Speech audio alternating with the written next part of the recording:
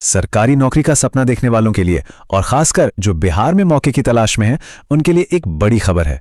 आज हम इसी पर बात करने वाले हैं।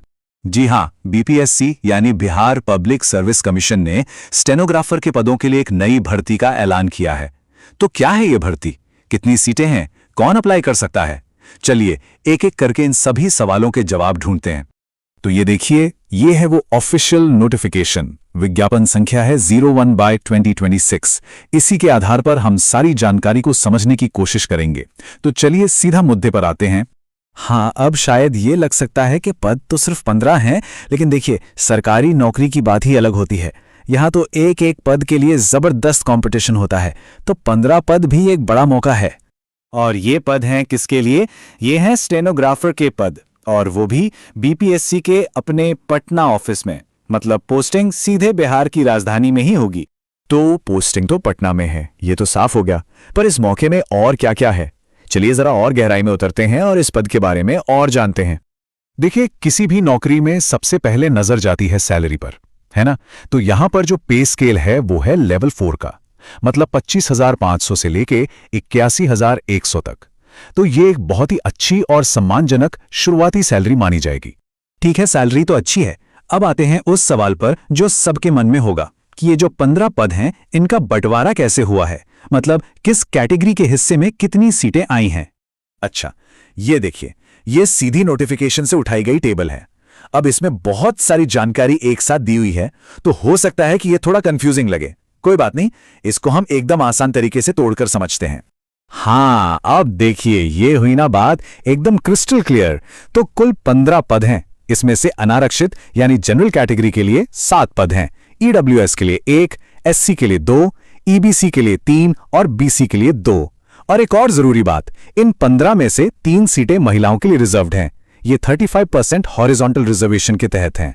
और अगर आंकड़ों को एक तस्वीर की तरह देखना हो तो ये डोनट चार्ट सबसे बेस्ट है। साफ साफ दिख रहा है कि सबसे बड़ा हिस्सा करीब करीब आधा यानी 47% वो अनारक्षित श्रेणी का है।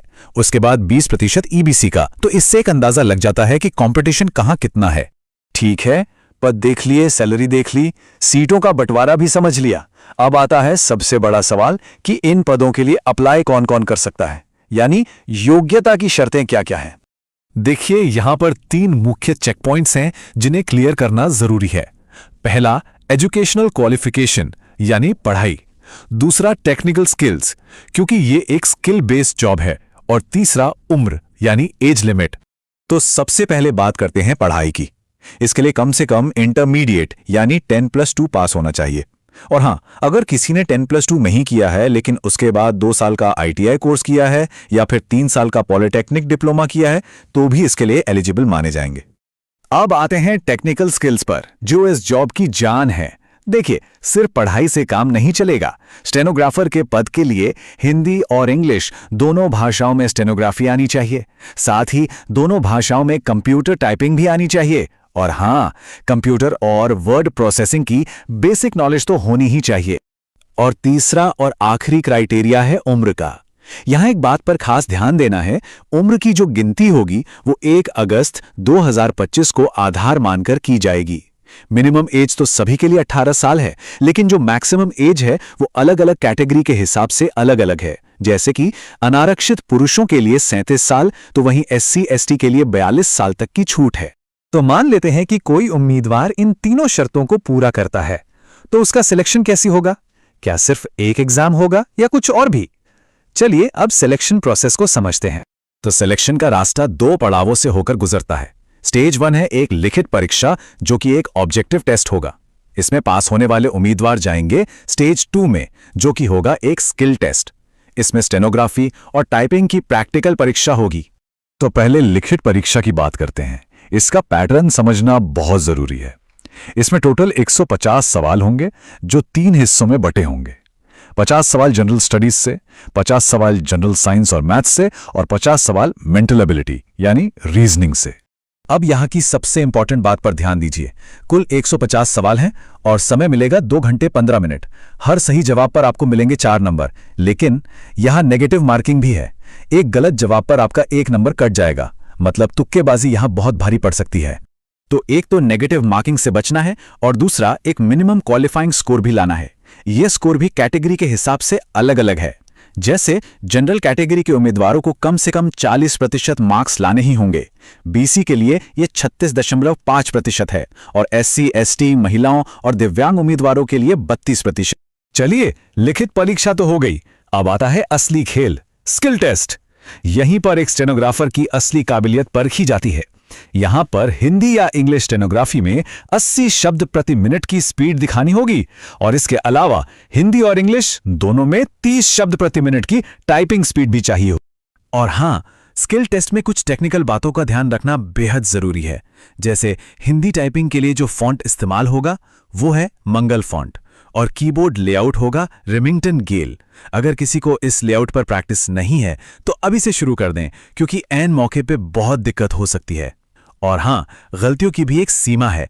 टाइपिंग में सिर्फ 1.5% और स्टेनोग्राफी में 10% तक की गलती माफ है। तो पूरी तैयारी का खाका तो तैयार हो गया। रिटन टेस्ट समझ लिया, स्किल टेस्ट समझ लिया। अब सबसे पहला और जरूरी काम यानी एप्लीकेशन फॉर्म कैसे भरना है उस पर आते हैं। अब बात करते हैं एप्लीकेशन फीस की। फीस बहुत ही मामूली रखी गई है, सिर्फ 100 रुपए सभी उम्मीदवारों के लिए। लेकिन यहां एक पेच है, अगर फॉर्म भरते समय पहचान के लिए आधार नंबर नहीं दिया जाता है तो 200 रुपए का एक्स्ट्रा बायोमेट्रिक शुल्क भी देना पड़ेगा। तो बेहतर है कि आधार कार्ड का ही इस्तेमाल करें। और ये रही सबसे जरूरी तारीखें, इन्हें तो कहीं नोट कर लीजिए या अपने फोन में रिमाइंडर लगा लीजिए। ऑनलाइन एप्लीकेशन 12 जनवरी 2026 से शुरू होंगे और आखिरी तारीख है 2 फरवरी 2026। मतलब समय बहुत ज्यादा नहीं है, तो आखिरी दिन का इंतजार बिल्कुल मत करिएगा। और एक बात साफ साफ याद रखनी है, एप्लीकेशन सिर्फ और सिर्फ बीपीएससी की ऑफिशियल वेबसाइट जो है www.bpsc.bihar.gov.in उसी पर जाकर ऑनलाइन भरना है, किसी और जगह से नहीं। तो ये थी इस बीपीएससी स्टेनोग्राफर भर्ती से जुड़ी हर छोटी बड़ी जानकारी। सारी बातें अब सामने हैं। पद, सैलरी, योग्यता, सिलेक्शन का तरीका और जरूरी तारीखें। अब सोचने वाली बात यह है कि क्या यह मौका किसी के करियर के लिए एक सही अगला कदम हो सकता है? क्या किसी की स्किल्स और तैयारी इन जरूरतों से मेल खाती हैं? यह एक ऐसा सवाल है जिसका जवाब हर उम्मीदवार को खुद ढूंढना होगा।